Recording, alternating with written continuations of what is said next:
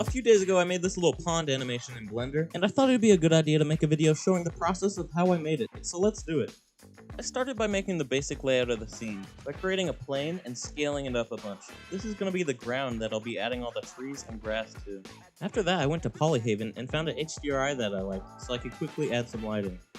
To make the hills and the pond, I subdivided the plane about 100 times and used proportional editing to raise the hills up in the back and lower the pond down in the center. And at some point I changed the viewport shading mode to this brick red looking one so I could see easier. To make the water, I just created another plane, lowered the roughness all the way down, and scaled it to match the size of the pond. And that was it. Then, continuing to build the basic layout of the scene, I added this collection of houses to the background, which wound up being one of my favorite parts in the final render.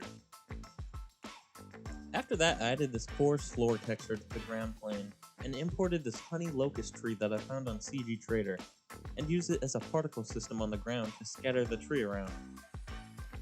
But in order to have some control over where they go, I created a new vertex group and used weight painting to paint red where I want the trees to be, and blue for no trees.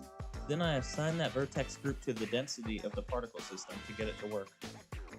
After that I hit render for the first time, and as I set my eyes upon it, it was obvious I needed to add some more trees and some grass, so that's just what I did.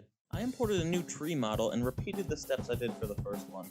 For the grass, I used this plugin for Blender called Graswald, which you can use to scatter grass and other stuff around really easily.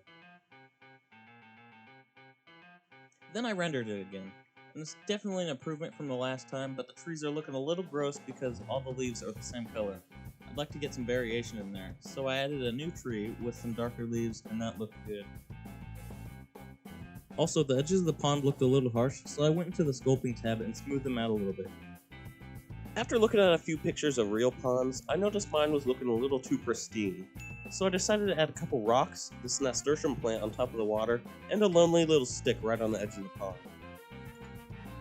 For the next part, I added all this random foliage around the pond and in the background.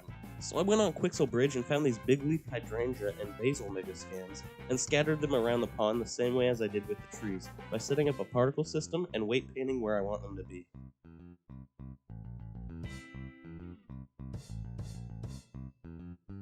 Then I did that 6 more times with various types of ferns, flowers, and grass to fill in the background. Well, the environment is close to done, but I wanted to add a little life to the scene with this duck. We'll call him Frank. So to get him to move his little head around, I created an armature and extruded it along his body, then parented it with automatic weights. To make Frank interact with the water, I turned on dynamic paint for him and the water and set the surface type to waves. Then I set some keyframes to make him move around the pond and have his head look around. But he was looking a little lonely, so I duplicated him and offset the keyframes a little. And we got Frank too, baby! Then all I did was add some finishing touches, like this fence in the background, and some Rembrandt water lilies on the pond. After that, I was ready to set up the camera angles for the final renders. I just added a little bit of camera shake in the graph editor with a noise modifier on all the rotational axes. Then I rendered these 2 different angles of the pond, which took like 2 days. After seeing those, I decided to render one last shot of some geese flying over the trees. So I rigged this goose up, animated its wings flapping, and duplicated it a couple times. Then I rotated the camera all the way up and keyframed them to fly over the hole in the trees. And that was it. With all the shots rendered, I brought them into After Effects and added a color grade and some overlays, stuff like that. And finally, I brought my finished animation into DaVinci Resolve to add some sound effects. I have this program called Soundly with a whole collection of sound effects inside of it, and you can just drag and drop them into your timeline. So I added 2 layers of forest ambience, the ducks quacking, and the geese flying over. And it is finished! Congratulations, you made it to the end of the video. I hope you enjoyed, and goodbye.